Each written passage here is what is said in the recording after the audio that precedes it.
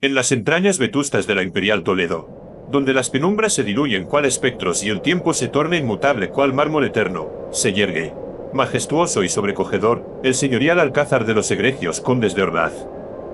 Sus pétreos muros, custodios silentes de centurias pretéritas, albergan arcanos que la nocturnidad desvela con susurros que estremecen el alma más templada. Fue en este insigne solar, cuando el año del Señor marcaba 1586, que el insigne maestro el Greco, recién arribado de la Serenísima República, se halló inmerso en una urdimbre de pavor y enigma que desafiaba los límites de la razón y la fe más acendrada. El divino Domenicos Theotokopoulos, pues tal era su nombre de pila, había sido convocado para plasmar la efigie del ilustre conde de Orgaz, varón de noble prosapia y devoción acrisolada. Mas al traspasar el umbral de aquella morada señorial, una gélida sierpe de pavor serpenteó por su médula. Los tapices y arneses que engalanaban los muros parecían escrutarle con pupilas etéreas, mientras el aire, grávido de miasmas ancestrales y efluvios innombrables, erizaba hasta la última fibra de su ser. El conde, personaje de faz adusta y mirada penetrante cual saeta toledana, le condujo a una estancia donde un lienzo inmaculado aguardaba el toque de su pincel prodigioso. Mientras el maestro cretense disponía sus útiles pictóricos, el noble comenzó a desentrañar la crónica de su estirpe. Narró gestas de antepasados valerosos y una execración que pendía sobre su linaje desde tiempos inmemoriales.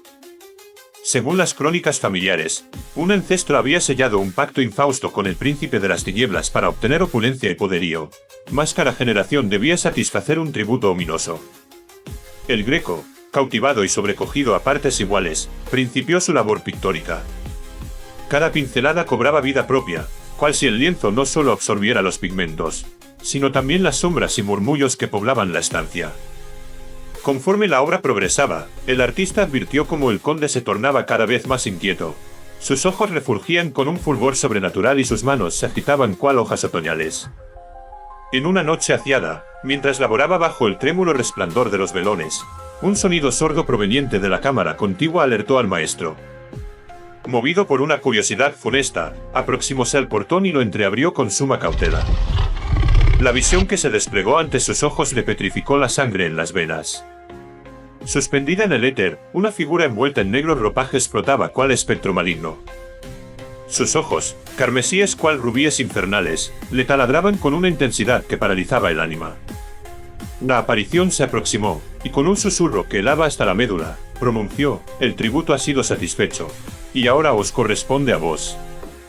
El pintor retrocedió, presa del espanto más atroz, y corrió presuroso hacia la sala donde el conde guardaba.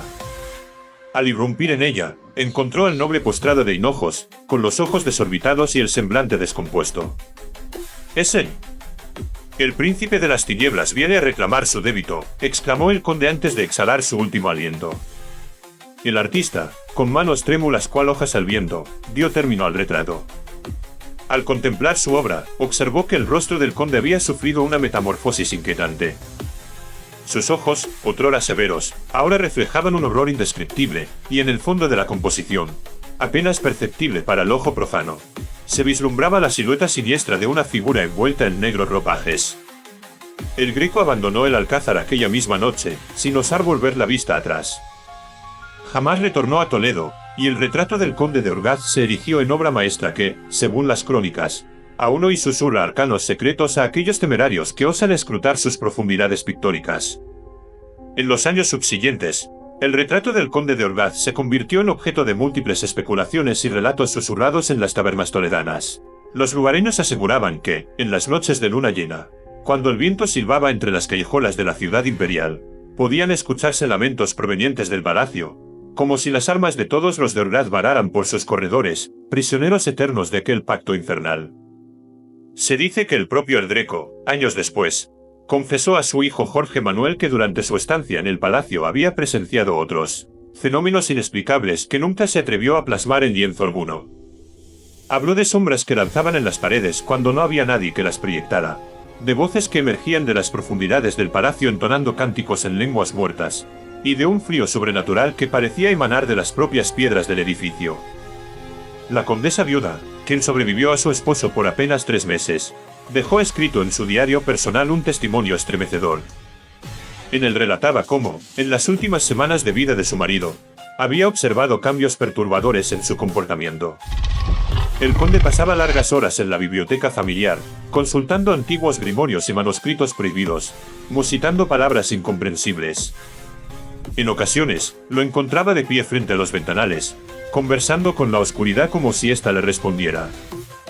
Los archivos de la Inquisición toledana, descubiertos siglos después, revelaron que varios miembros de la servidumbre del palacio fueron interrogados acerca de los acontecimientos de aquellos días.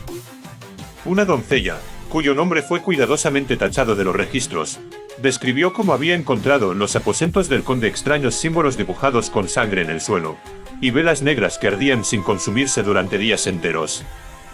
El misterio del retrato se acrecentó cuando, durante la Guerra de la Independencia, los soldados franceses que intentaron saquear el palacio fueron encontrados al día siguiente en las calles aledañas, con el cabello completamente blanco y balbuceando incoherencias acerca de una figura encapuchada que los había perseguido por los pasillos del palacio. Los restauradores que han trabajado en la obra afirman que los pigmentos utilizados por el Greco presentan propiedades inexplicables, parecen vibrar bajo ciertas condiciones de luz, y las muestras tomadas para su análisis desaparecen misteriosamente de los laboratorios. La leyenda del pacto diabólico de los condes de Orgaz persiste en la memoria colectiva de Toledo. Y aunque la línea sucesoria se extinguió hace siglos, algunos aseguran que en las noches más oscuras, cuando la niebla envuelve las calles de la ciudad antigua, aún puede verse una figura aristocrática recorriendo los alrededores del palacio, como si continuara parando eternamente el precio de aquel terrible pacto sellado con el príncipe de las tinieblas. Nota histórica. Este relato se basa en la leyenda de la maldición que supuestamente pesaba sobre la familia de los condes de Orgaz, una nobleza toledana del siglo XVI. El pintor El Greco, en efecto, realizó el famoso cuadro El entierro del conde de Orgaz en 1586, que se encuentra en la iglesia de Santo Tomé en Toledo. El desarrollo de la leyenda de la maldición y el pacto con el diablo es una adición ficticia a un hecho histórico real.